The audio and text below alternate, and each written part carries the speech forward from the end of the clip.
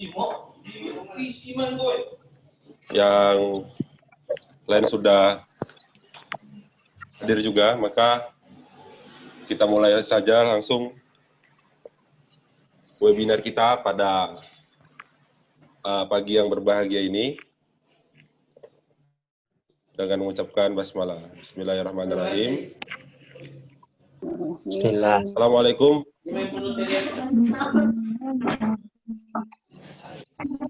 Assalamualaikum warahmatullahi wabarakatuh. Waalaikumsalam. Alhamdulillah wa syukurillah wassalatu wassalamu ala rasulillah may yahdihillahu fala mudilla lahu wa yudlilhu fala hadiyalah subhanaka la ilma lana illa ma 'allamtana innaka antal alimul hakim rabbi shrah sadri wa yassir li amri wahlul 'uqdatam min lisani yafqahu qawli amma ba'du. Yang sama-sama yang kami hormati dosen DPL kita, Ibunda Endang Ekowati, dan juga yang sama-sama kami hormati narasumber kita pada pagi hari ini, Bapak Gunawan Benjamin MM. Pada pagi yang berbahagia ini, kita akan melaksanakan webinar dalam rangka KKN di rumah saja UIN Sumatera Utara 2020.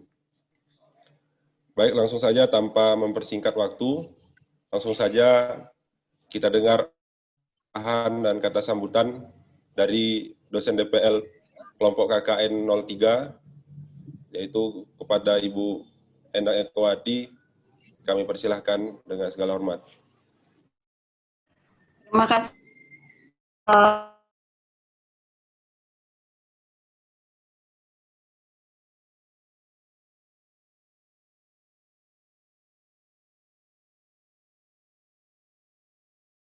Mursalin wa ala alihi wa sahbihi ajma'in. Amma ba'd. Sebelumnya mohon maaf. Assalamualaikum warahmatullahi wabarakatuh. Waalaikumsalam warahmatullahi wabarakatuh. Syukur alhamdulillah kita panjatkan kehadirat Allah yang telah memberikan kita kesehatan sehingga kita masih bisa berkumpul dalam suasana daring walaupun berjauhan. Kita bisa bertegur sapa, bisa berkomunikasi dengan baik, sehingga bisa terlaksana webinar dalam rangka tugas-tugas KKN DR kita. Salawat beriring salam kita sanjung tinggikan kehadirat junjungan Nabi besar Muhammad SAW yang telah memberikan kita risalah jalan yang benar, sehingga kita bisa menikmati dunia yang sekarang ini demikian maju, dan kita sudah rasakan manfaatnya, dan kita mengharapkan syafaat beliau di kemudian hari kelak. Amin, amin, ya rabbal alamin. Alhamdulillah, webinar kita merupakan salah satu tugas kelompok dalam KKNDR ini. Salah satu tugas kelompok lah ya. Karena itu memang wajib harus ada webinar.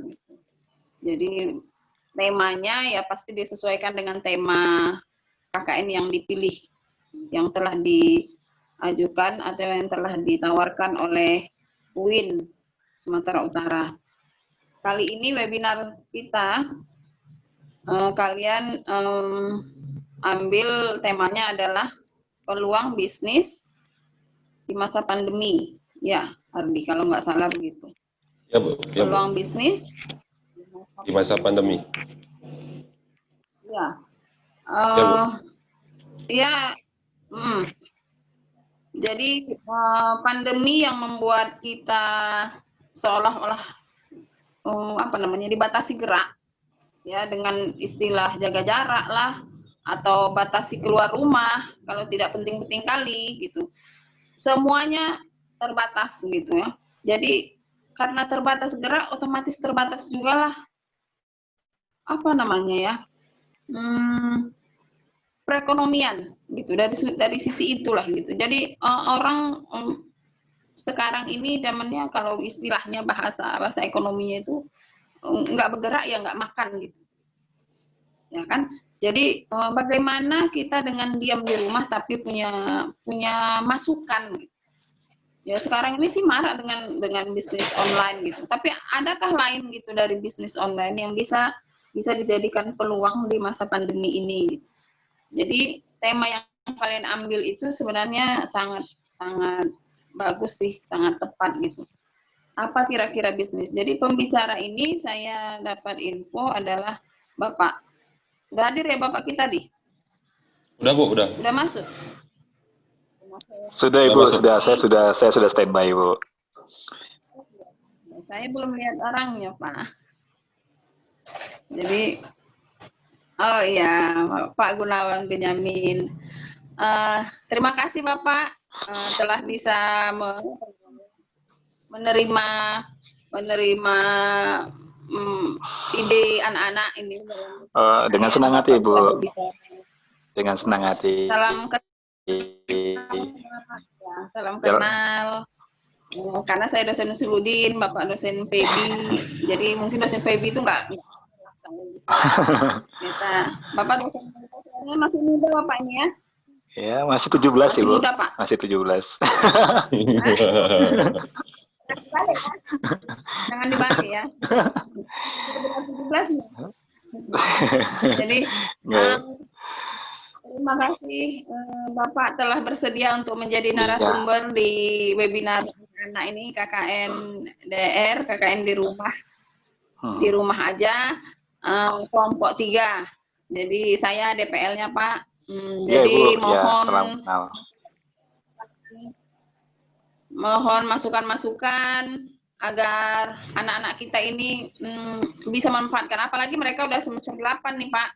Jadi semester 8 udah mau berakhir kuliahnya, selesai jadi sarjana, kira-kira apa ini masih gambaran nih kayaknya ini semua di kepala anak-anak ini, belum ada gambaran nih selesai sarjana mau jadi apa. Memang yang paling besarnya itu peluang yang nampak di depan mata itu bisnis tuh Pak. Bisnis itu biasanya jual menjual gitu ya kan, apa yang ditawarkan, apa yang diproduksi, apa yang dihasilkan gitu dari kita gitu untuk orang lain, dan itu menghasilkan finansial lah bagi kita kan, itu yang paling nampak yang bisa dan yang kalau dibilang itu gampang lah gitu ya. Jadi kalau namanya kalau melamar kerja, makan gaji, istilahnya itu jauh lah gitu ya. Maksudnya apalagi sekarang ini kan jangan boro-boro mau melamar gitu. Orang PHK paling banyak gitu. Iya, betul Ibu, betul. Masalah yang kita hadapi sekarang di situ, Bu. Iya.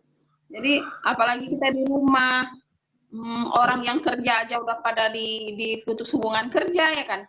Boro-boro kita yang dari rumah melamar kerja ya kan. Jadi temanya sangat aktual lah kalau sekarang ini. Jadi terima kasih Bapak bisa memberikan masukan, bisa memberikan ide, memberikan paling tidak gambaran-gambaran bisnis seperti apa. Bapak yang berkecimpung di dunia bisnis dan keuangan ya kan. Jadi bisa memberikan sesuatu gitu kepada anak-anak saya. Terima kasih kembali. Ya. Pada Gunawan yang bersedia menjadi narasumber untuk webinar anak-anak kali ini. Saya kira bagi anak-anakku semua KKN DR kelompok 3, terima kasih kalian, mudah-mudahan ini semua hadir ya Ardi? Hadir Bu, insya Allah Bu. Ada beberapa yang terkendala sama jaringan tapi ini lagi dihubungi lagi. Ya. Jadi artinya webinar ini memang bermanfaat paling tidak bagi kita lah kelompok 3 ya kan. Kalau bisa dihadiri oleh kelompok lain ya alhamdulillah, mereka tertarik dengan tema yang kalian pilih ini ya alhamdulillah. Mudah-mudahan sukses apa yang disampaikan oleh Pak Gunawan Benyamin ini menjadi sesuatu yang berharga bagi kita semuanya. Saya juga walaupun usia udah setengah abad lebih, ya kan, tapi kan paling tidak ya nggak ada istilah kalau untuk bisnis nih nggak ada usia tua, usia muda, ya kan Pak Benyamin. Jadi kalau kita mulai dari yang dari sekarang usia saya ini juga nggak ada masalah gitu. Jadi saya pokoknya apresiasi lah apa yang kalian lakukan, apa yang kalian buat untuk kesuksesan kita semua, untuk kesuksesan KKNDR. Gitu. Saya kira itulah dulu kata sambutan saya, mudah-mudahan sukses dan bermanfaat bagi kita semua. Sekali lagi kepada Pak Gunawan Benyamin. Ya, makasih Bu. Sama-sama. Mudah-mudahan ini bermanfaat bagi kita semua. Billahi taufiq wal hidayah. Assalamualaikum warahmatullahi wabarakatuh. Waalaikumsalam warahmatullahi wabarakatuh.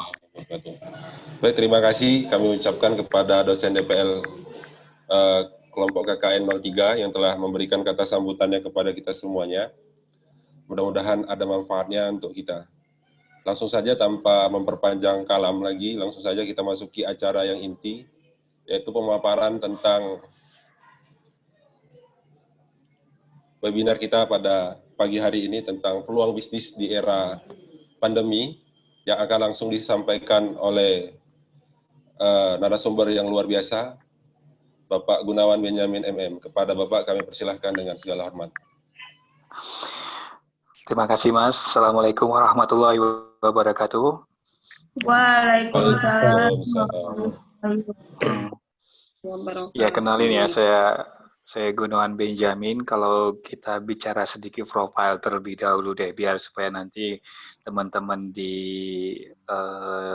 yang ikut acara seminar ini bisa melihat nih kira-kira nih pengalaman saya itu di mana, hingga nanti kita bisa kaitkan dengan materi kita terkait dengan peluang bisnis tersebut. Saya alumni dari MIPA UGM Yogyakarta. Begitu tamat dari UGM, saya kerja di Bank Mandiri. Dari Bank Mandiri saya di bagian Trisuri perbendaharaan untuk pembuatan laporan keuangan. Saya pindah ke ICB di Singapura.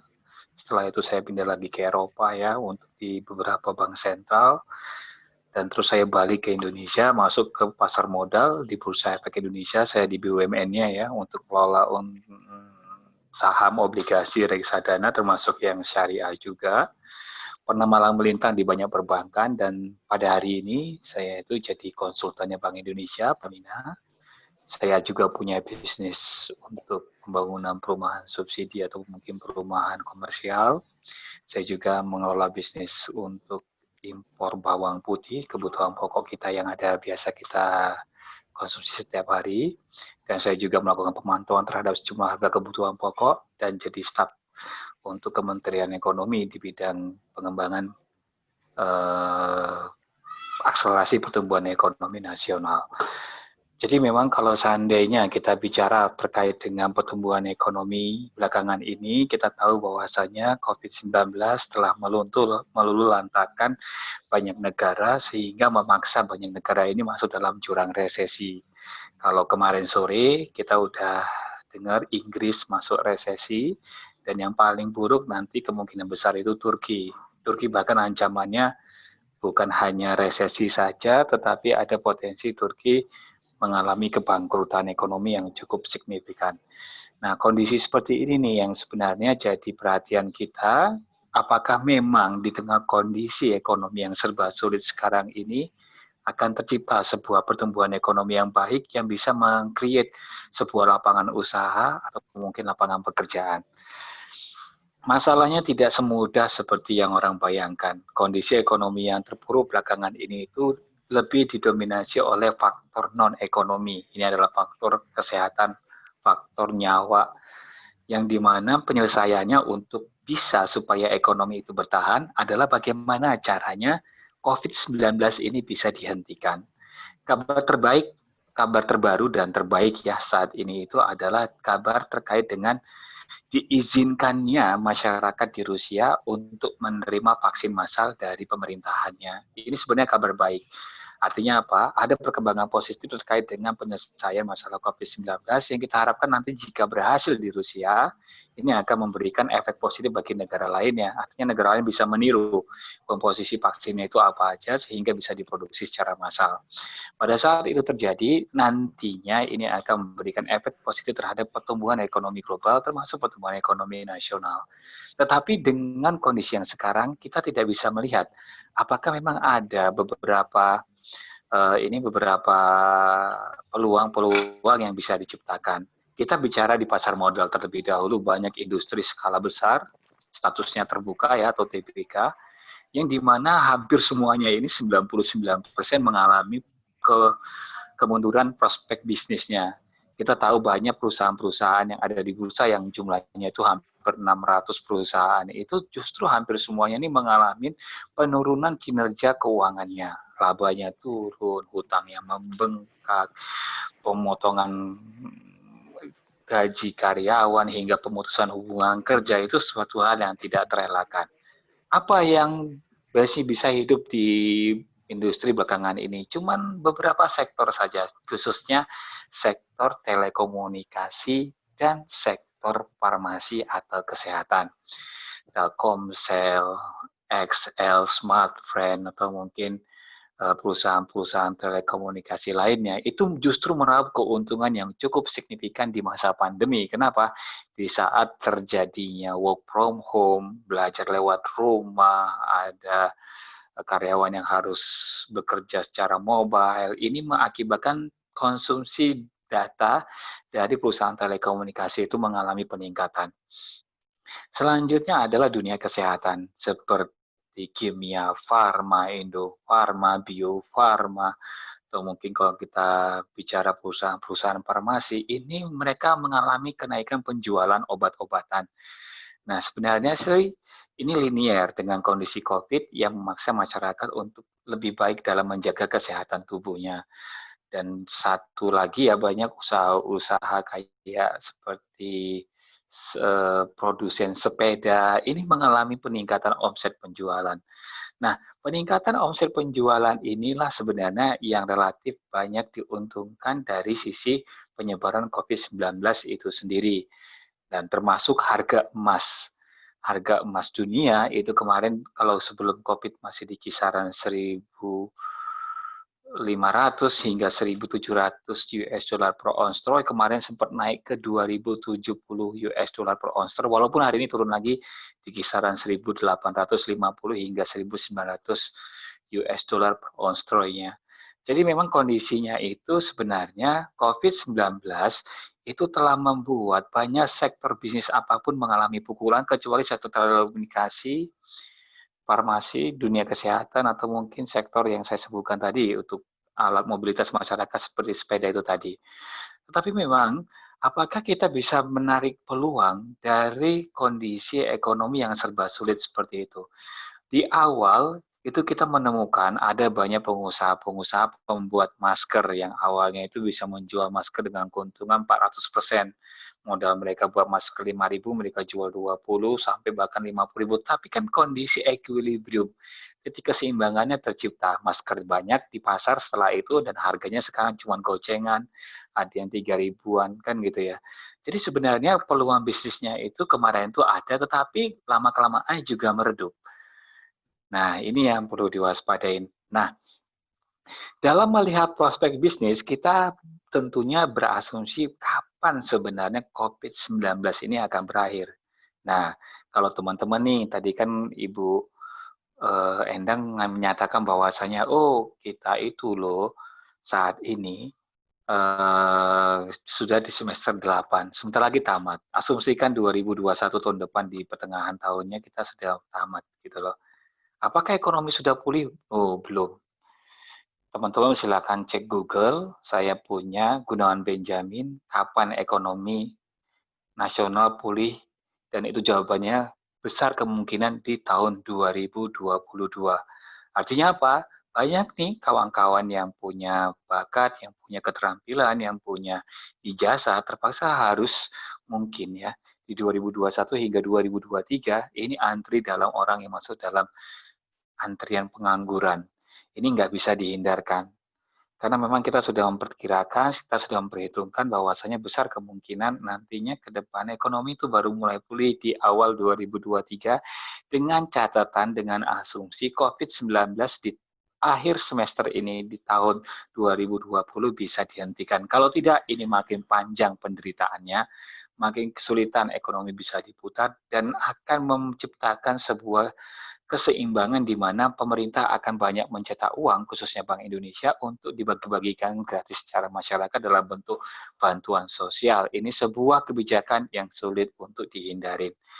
Jadi memang apa yang bisa dilakukan saat ini adalah cobalah meng-create sesuatu yang belum ada atau merevitalisasi bisnis yang sudah ada, yang sudah tercipta pada saat ini. Itu dulu deh. Belum jangan bicara mengenai target-target tertentu terkait dengan peluang bisnis seperti keuntungan atau mungkin target jangka panjang yang terlihat tidak realistis kalau berkaca pada kondisi ekonomi sekarang ini. Jadi jangan juga berkecil hati gitu ya, jangan juga nanti mikirnya bahwasanya kondisi ekonomi yang terpuruk belakangan ini membuat kita tuh kehilangan kesempatan kerja dalam kurun waktu tertentu. Iya, kita akuin bahwasanya nantinya akan banyak kesempatan kerja yang hilang, khususnya dalam 2 tahun ke depan. Tetapi dalam jangka panjang, insya Allah ini bisa diputar lebih baik lagi. Namun kita nggak bisa sendirian. Kalau kita bicara bahwasanya di wilayah Sumatera Utara ini kan dominannya kan industri kelapa sawitnya yang hidup ya, harga sawitnya kemarin sempat naik. Kalau di tingkat petani juga mengalami kenaikan rata-rata 200 hingga 400 rupiah per kilogram. Tetapi kan kita tidak juga bisa berharap bahwasanya dengan ekonomi Indonesia yang pulih, secara otomatis Indonesia bisa dengan sendirinya bergerak ke arah yang lebih baik. Dia juga bergantung dengan negara lainnya. CPO ini diekspor ke India, pangsa pasar yang paling besar, ke China, ke Pakistan, ke Amerika, ke Eropa. Kalau seandainya kondisi penyerapan CPO di luar ini mengalami penurunan, secara otomatis kita juga kesulitan untuk menjual barang-barang atau produk-produk yang kita keluar, yang nantinya ini akan berakibat pada penyerapan tenaga kerja rendah atau mungkin pemutusan hubungan kerja yang masih akan berlanjut untuk kurun waktu yang belum bisa ditentukan kemudian.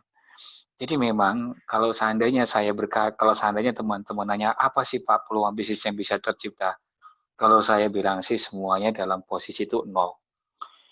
Posisi bisnis apapun yang kita create pada hari ini, besar kemungkinan gagalnya jauh lebih besar dibandingkan dengan keberhasilannya. Ini mohon maaf ini. Jadi apa? Jadi memang kondisinya itu nggak begitu baik juga. Nah, apa mungkin semua bisnis itu terpuruk? Gimana kalau seandainya jual kebutuhan pangan pokok, Pak? Misalkan beras, bawang merah, cabai. Ini kan sebenarnya kan dikonsumsi masyarakat setiap hari.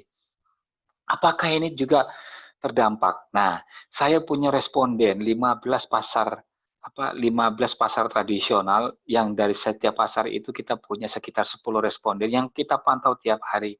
Apa yang kita temukan? Sebuah kabar buruk yang tidak pernah ingin kita dengar sebelumnya. Apa itu? Banyak pedagang bawang, banyak pedagang cabai yang justru mengklaim bahwasanya omset mereka selama COVID ini turun 40 hingga 60%. Artinya apa? Artinya mereka juga terpaksa harus mengurangi pengeluarannya. Saya jualan beras loh Pak, yang seharusnya ini beras ini nggak akan pernah surut, selalu ada yang beli. Tetapi di masa COVID sejak bulan Maret kemarin, penjualan saya turun terus dan baru memang di bulan Juli ini mengalami pemulihan. Tapi pemulihannya juga nggak bagus-bagus banget. Dari yang awalnya di masa COVID awal, itu penjualan omsetnya turun 60%, sekarang udah turun sekitaran 30%, tapi belum kembali ke posisi yang sedia kala.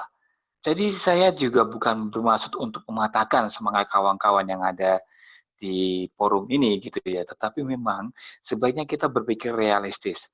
Mungkin enggak kita tidak memiliki opsi apapun dan faktanya kita saat ini berhadapan dengan kita hampir dipastikan tidak memiliki opsi yang baik untuk survive kecuali mengharapkan bantuan sosial dari pemerintah. Ini yang memang kondisi rumit yang perlu kita tuntaskan. Dan benang merahnya itu untuk menyelesaikan masalah itu belum ada. Semua ahli ekonomi sudah kita kumpulkan. Bahkan saya sering bolak-balik ke Jakarta. Nanti hari Senin saya ke Jakarta lagi, pulang hari Rabu. Ini semuanya mau diskusi masalah ekonomi di wilayah masing-masing terkait dengan bagaimana kita mensiasati agar ekonomi ini bisa kembali hidup setelah nantinya kita berhadapan dengan COVID-19 yang telah membuat kita tuh masuk ke dalam jurang resesi. Ini berat dan ini tidak mudah, dan saya harapkan ini nantinya perlu kayak semacam penyegaran dari semacam ide-ide brilian dari anak-anak muda yang bisa menelurkan apa sih kira-kira bisnis yang bisa kita create belakangan ini. Ancamannya tuh di saat ini kita bukan hanya dengan COVID-19. Sebenarnya kalau COVID-19 kan ini kan baru terjadi di katakanlah di akhir 2019 Desember ya, yang pertama kali muncul di Wuhan yang membuat mereka itu mengkarantina wilayahnya, dan di Indonesia itu baru di bulan Maret. Di awal itu baru kita mulai khawatir dengan penyebarannya. Tetapi ingat satu hal, yang menjadi persoalan mendasar adalah perang dagang antara Amerika Serikat dengan Cina yang sudah berlangsung sejak pertengahan tahun 2018 silam. Amerika Serikat dengan Cina memulai perang dagangnya. Pada saat mereka membatasi akses barang dari luar masuk ke negaranya, ini membuat banyak barang-barang dari negara lain sulit untuk didistribusikan. Artinya apa? Cina yang awalnya menjadikan Amerika sebagai pangsa pasarnya karena dibatasin, alhasil barang-barang dari Cina ini numpuk. Pada saat menumpuk, sektor ekonominya tidak bergerak, terhenti, dan mengakibatkan krisis multidimensi yang menjalar ke negara yang lainnya termasuk Indonesia. Itu yang pertama. Yang kedua, muncul ketegangan antara banyak negara, khususnya di perairan Laut Cina Selatan. Di sini kan Cina dengan Amerika, Cina dengan Vietnam, Cina dengan Taiwan, Cina dengan Korea Selatan, dengan Korea Utara, Indonesia termasuk salah satu negara yang menyatakan bahwasanya klaim-klaim sepihak yang diambil oleh Cina ini dianggap sebagai masalah baru. Tetapi memang kalau kita lihat dari peta, ya Amerika juga nggak punya kepentingan apa-apa sebenarnya di Laut Cina Selatan, kan toh juga bukan wilayahnya dia. Tetapi inilah dinamika politik yang juga tidak bisa diremehkan.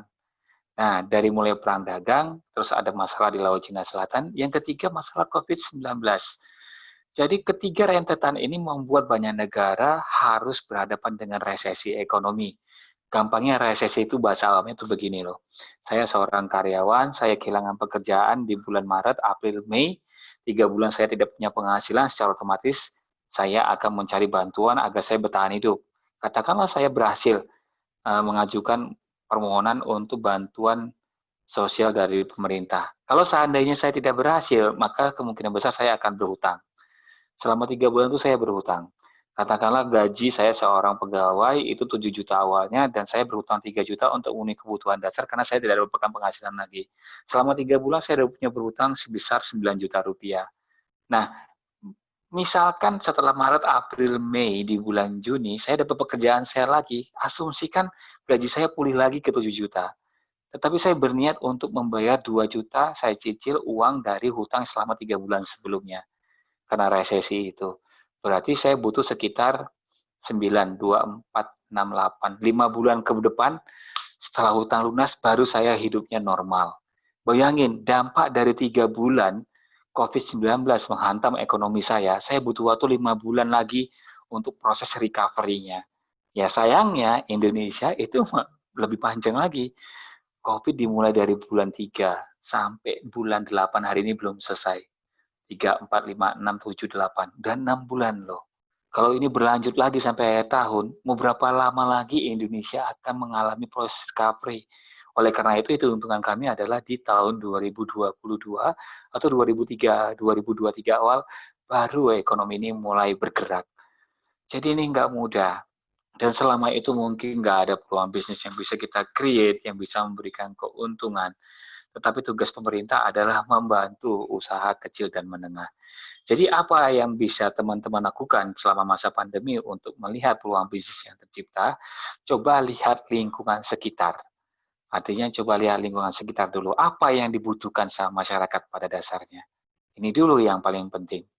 Nah, misalkan nih di tetangga sebelah, ini lebih banyak memenuhi kebutuhan pokoknya dan sudah terpenuhi dengan bantuan sosial pemerintah, baik pemerintah pusat maupun pemerintah daerah. Dan dia merasa tercukupi dan dia bisa masih bertahan hidup. Oke, itu mungkin tidak bisa dijadikan sebagai peluang bisnis yang bisa kita tawarkan. Apalagi nih yang bisa kita tawarkan? Masker sudah terlalu banyak. Apalagi kita bilang bahwasanya, yuk jualan mie sop, jualan bakso, atau mungkin buka usaha kuliner. Ingat, usaha kuliner saat itu mengalami penurunan omset penjualan hingga 60%. Dikarenakan masyarakat lebih mementingkan kebutuhan pokoknya terlebih dahulu dibandingkan dengan kebutuhan pangan yang sifatnya itu jajanan, di luar kebutuhan pokok sehari-hari. Ini sebenarnya jadi masalah lagi. Nah, apalagi nih yang bisa kita gali gitu. Dunia kesehatan, dunia medis, di sini ada kebutuhan APD, ada kebutuhan vaksin, atau mungkin ada kebutuhan obat-obatan. Nah, di situ yang masih hidup. Tetapi ini sudah dikuasai oleh perusahaan-perusahaan yang skalanya besar. Perusahaan-perusahaan pengecer, mungkin toko-toko obat, dia akan mendapatkan limpahan penjualan kenaikan omsetnya. Oke, itu disitulah yang bisa diuntungkan. Tetapi bisnis yang lain belum tentu ada lagi. Jadi peluang bisnis yang kita bisa create pada hari ini, kalau dari hasil kajian kita, hasil penelitian kita, itu bisa dipastikan kita sudah kehilangan potensi peluang bisnis itu 99%. Masih ada 1% yang bisa kita perjuangkan. Itu tadi dunia kesehatan atau telekomunikasi atau mungkin dunia yang lainnya. Nah, ini yang perlu dipertimbangkan baik-baik. Dan ini yang harusnya jadi fokus kita ke depan. Tetapi memang kondisi ekonomi yang sekarang ini tidak mudah untuk diselesaikan dengan semudah membalikan telapak tangan. Semuanya butuh waktu, semuanya butuh proses, dan saya tidak secara yakin kita akan bisa survive di situ. Jadi coba saya buka ruang diskusinya, kita coba untuk berdialog, apa sih kira-kira yang bisa kita create pada hari ini, karena terus terang saya yang jadi konsultannya pemerintah untuk beberapa divisi ya, itu juga mengalami kebuntuan ide. Kira-kira peluang bisnis apa yang bisa diselamatkan? Kalau yang dilakukan oleh Jerman, itu mampu menyelamatkan UMKM-nya. Jerman tidak memberikan bantuan sosial seperti layaknya kita memberikan bantuan makanan, tetapi UMKM-nya disupport dengan modal, mereka dikasih modal untuk tetap berputar modalnya, sehingga pada saat modalnya berputar, mereka dikasih keringanan untuk membayar hutangnya itu nanti di 2023. Jadi selama ini belum ada, mereka harus bayar. Ekonominya tetap hidup, tapi penyebaran coronanya gila-gilaan. Angka kematiannya tinggi. Jadi memang kondisinya serba sulit sekarang ini. Pada saat kita dikurung dalam rumah, penyebaran corona sedikit terhenti, terminimalisir. Tetapi pada saat kita dikurung di rumah terus tanpa melakukan aktivitas ekonomi, kebutuhan pokok kita, kebutuhan dasar kita tuh cara menuhinya kayak gimana? Oh, pakai bantuan pemerintah. Seberapa hebat pemerintah dalam menyediakan uang kas. Kalau uang terus-terusan dicetak, nanti uang nggak laku. Orang nggak mau kerja, nilai uang itu menjadi nggak ada nilainya, inflasi tinggi. Resesi muncul. Jadi mau nggak mau, ya kita berdampingan dengan COVID-19, tetap beraktivitas ekonomi, dan berhadapan dengan resiko kemungkinan tertular corona. Jadi masalah-masalah ini sangat rumit sekali. Dan memang pola bantuan yang diberikan oleh masyarakat, yang dibantukan masyarakat dari pemerintah adalah pola bantuan-bantuan sosial yang sifatnya hanya mempertahankan daya beli masyarakat, bukan membuat masyarakat itu bisa berinvestasi, bisa membeli rumah, beli kendaraan, atau kebutuhan yang lainnya. Jadi kondisinya serba sulit, dan kita harapkan nanti dia ada dialog dari kawan-kawan sehingga kita nanti bisa berinteraksi lebih baik lagi. Itu saja dulu. Wabillahi taufiq wa hidayah. Wassalamualaikum warahmatullahi wabarakatuh. Saya kembalikan ke moderator ya. Waalaikumsalam warahmatullahi wabarakatuh. Baik, teman-teman, ada yang mau bertanya kepada narasumber kita ataupun yang lainnya kepada teman-teman, kami persilahkan. Kalau misalnya ada yang mau bertanya, silahkan hidupi unmute-nya.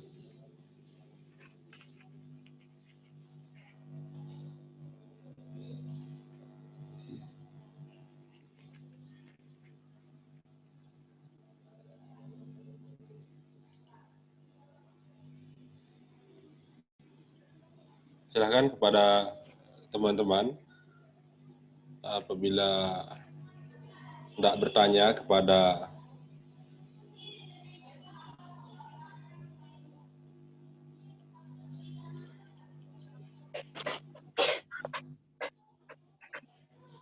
dipersilahkan. Ya, kepada Putri Sylvia, kami persilahkan. Assalamualaikum warahmatullahi wabarakatuh. Waalaikumsalam warahmatullahi wabarakatuh. Jadi Pak, di sini saya ingin bertanya. Jadi kira-kira apa saja tips yang bisa dilakukan oleh pihak atau pelaku dari UMKM untuk tetap menjalankan bisnisnya di masa pandemi ini? Oke, saya langsung balas saja ya, Bapak Moderator ya, Oke. jawabannya ya. Ya. Silakan, Pak. Nah, jadi gini. Kalau seandainya kita mengacu kepada data OJK, Otoritas Jasa Keuangan, yang menyatakan bahwasanya di tahun 2020 ini sudah kita lakukan restrukturasi hutang terhadap beberapa pelaku UMKM di wilayah Sumatera Utara. Itu jumlahnya itu berapa ratus triliun, saya lupa angkanya. Tetapi memang kalau seandainya kita pecah jadi berapa sih rata-rata mereka yang mendapatkan restrukturisasi pinjamannya? Itu angkanya 30 hingga 50 juta rupiah. Jadi setiap nasabah itu mendapatkan restrukturisasi kredit sebanyak 30 hingga 50 juta rupiah. Ini pasti levelnya UMKM.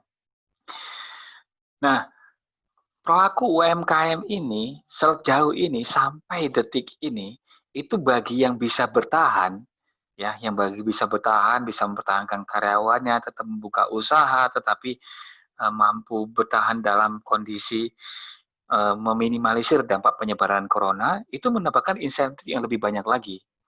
Nah, selain dia dapat restrukturisasi, sekarang ada program dari pemerintah itu namanya subsidi bunga. Ya, ini bicara riba dulu nih, kita bicara yang konvensional, tapi di perbankan syariah juga ada. Nah, apa yang bisa kita tarik kesimpulan dari situ?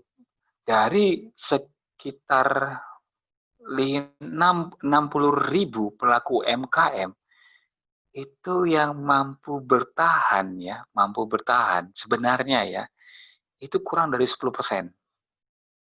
Kurang dari 10%. Selebihnya itu ada yang cuman hanya nutup untuk pos operasionalnya aja. Ada yang sudah mengurangi karyawan sehingga dia pemiliknya langsung terjun sendiri. Ada yang tutup sama sekali dan itu jumlahnya nggak terhitung lagi. Mereka tutup, dapat restrukturisasi, mereka bayar nanti setelah perusahaannya bisa dibuka dan COVID-19 ini tidak merajalela lagi. Nah, saya narik kesimpulan dari situ, bisnis apa ya sebenarnya yang masih mampu bertahan di tengah kondisi pandemi sekarang ini? Kan gitu ya. Di Medan, kafe-kafe yang biasanya menjadi tempat-tempat berkumpulnya masyarakat, tempat-tempat itu kan, mereka membeli kebutuhan, atau kalau kita masukin sih kafe itu masuk dalam sebuah sektor di mana masyarakat banyak masyarakat yang akan lebih banyak bersantai di situ atau wisata. Nah, mereka sendiri aja menyatakan bahwasanya kita bertahan ini karena kita sudah punya langganan tetapnya. Langganan baru nggak bisa diharapkan. Terus kita tanya kembali ke beberapa pengusaha-pengusaha lainnya, mulai dari usaha-usaha hotel, restoran, maupun pariwisata lainnya, itu mereka mengeluh, semuanya tutup. Mulai dari Medan sampai ke Danau Toba sana, itu banyak yang tutup. Baru akhir-akhir ini mereka buka kembali, itu pun omset belum tercover. Jadi daya beli ini masih jadi masalah.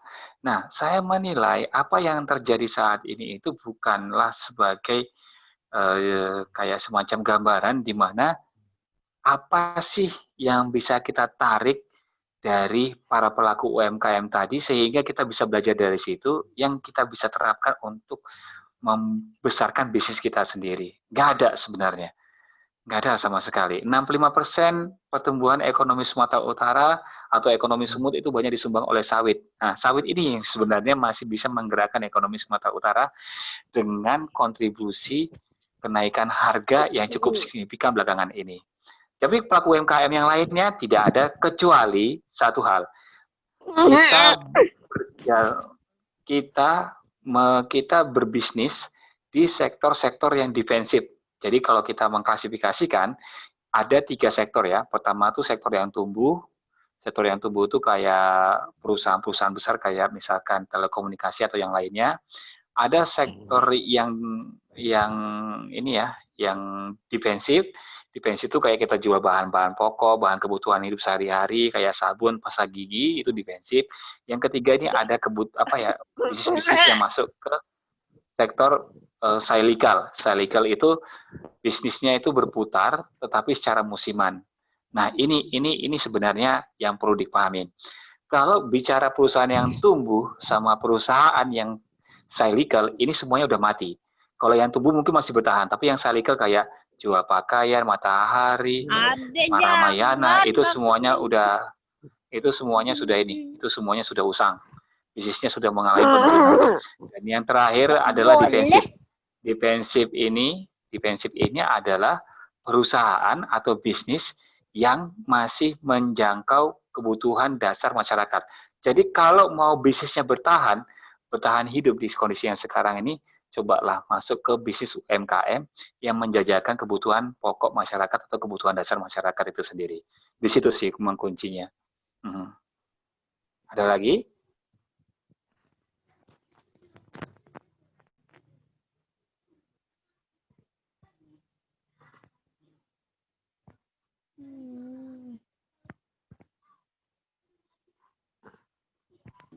Silakan apabila ada yang bertanya, silakan hidupkan unmute-nya.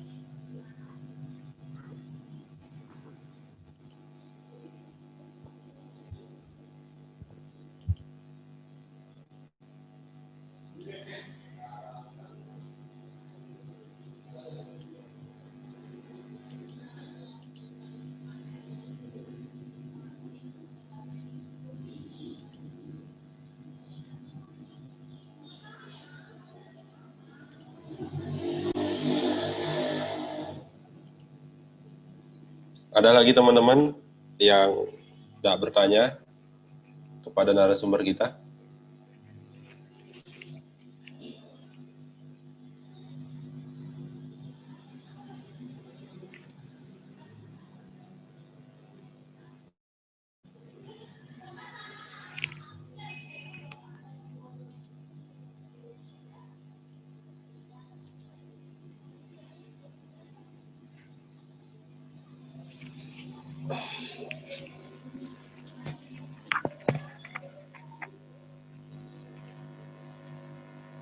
Oke, kalau tidak ada lagi yang bertanya, kita masuki kesimpulan yang disampaikan langsung sama narasumber.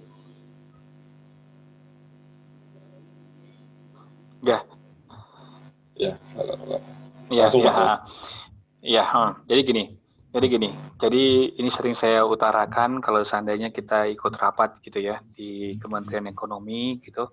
Sebenarnya kalau seandainya kita berhadapan dengan COVID-19 ini, apa yang bisa kita harapkan adalah jangan coba-coba membangun sebuah bisnis atau usaha yang perencanaannya itu mengacu kepada kondisi ekonomi normal. Itu dulu yang pertama. Artinya gini loh, jangan pernah berpikir bahwasanya, kemarin pada saat sebelum COVID saya bisnis online jualan pakaian atau jualan apapun itu terasa lancar Pak. Tetapi di COVID-19 ini itu harus dimasukkan dalam bentuk pembentukan strategi investasi sehingga nantinya uang kita tuh tidak habis untuk modal yang tidak memberikan keuntungan.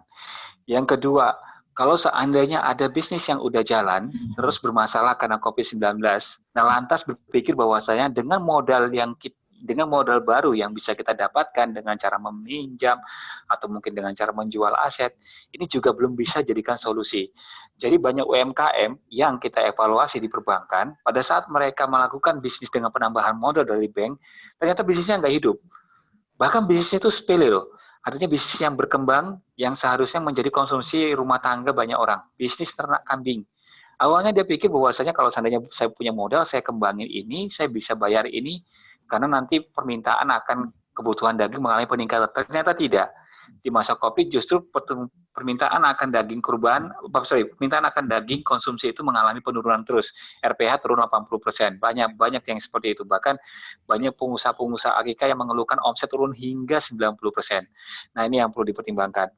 Selanjutnya adalah tentukan bisnis yang masuk dalam kategori defensif. Bisnis yang pada dasarnya tidak terpengaruh oleh kondisi resesi ekonomi sebuah negara. Jual sabun batangan, jual sabun mandi, pasta gigi, kebutuhan pokok, itu kecenderungannya akan bertahan. Jadi kalau kita lihat kedai-kedai sampah yang di sekitar rumah kita, itu kecenderungannya masih akan mampu bertahan meskipun di kondisi resesi seperti ini. Atau mungkin buka usaha jual pulsa, jangan jual handphone ya, tapi jual pulsa, atau mungkin usaha-usaha kecil-kecil lainnya yang tidak terdampak seperti yang saya sebutkan di awal tadi, itu masih bisa bertahan walaupun ingat, belum sepenuhnya bisa menjanjikan keuntungan seperti yang diharapkan.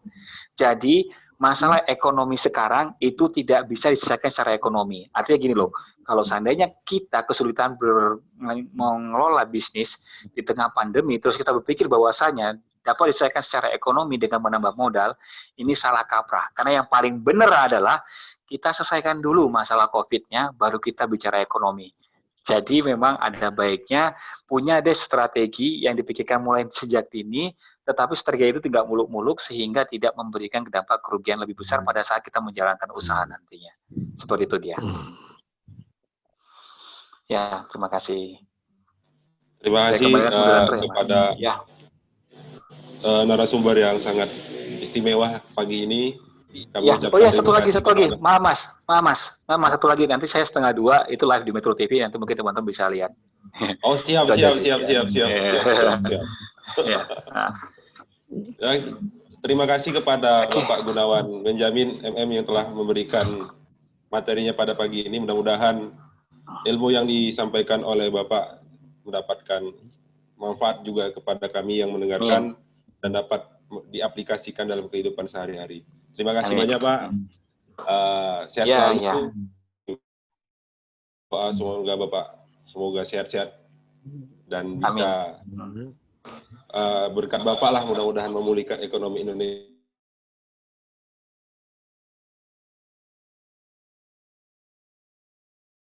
Di sini, insya Allah hasil diskusi kita ini, seminar diskusi kita ini akan kita share langsung ke YouTube ini juga, dan silahkan tonton. Terima kasih semuanya. Wabillahi taufiq wal hidayah. Assalamualaikum warahmatullahi wabarakatuh. Waalaikumsalam warahmatullahi wabarakatuh.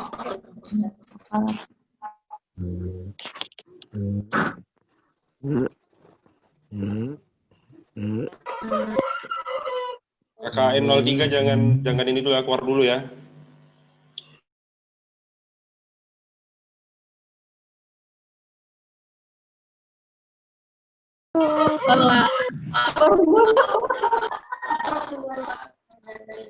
Siap dan Oke.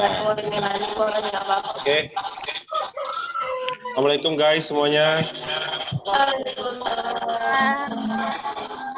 Oke guys, alhamdulillah kita ini udah mau dekat-dekat di akhir.